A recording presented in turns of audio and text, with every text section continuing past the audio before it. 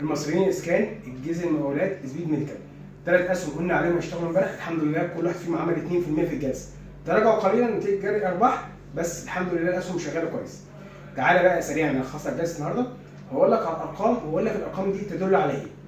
50600 المؤشر الثلاثيني، 15600 المؤشر السبعيني، زياده عن امبارح، احنا مكملين في ارتداد وحتى الان ارقام جيده.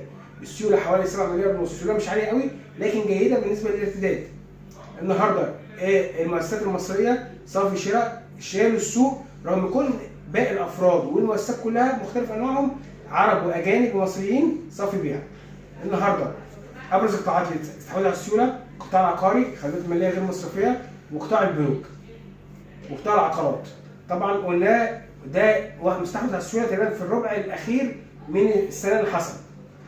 ايه ابرز الاسهم ممكن تشتغل بكره ان شاء الله اللي هو يوم الاحد بدايه الاسبوع القادم؟ AIC اللي هو اريبيا الاستثمار، رايه القبضه، وسبيد ميكا برضه ممكن تشتغل كويس جدا يوم الاحد. لو وصلت لحد هنا صلى على الحبيب قلبك كتير.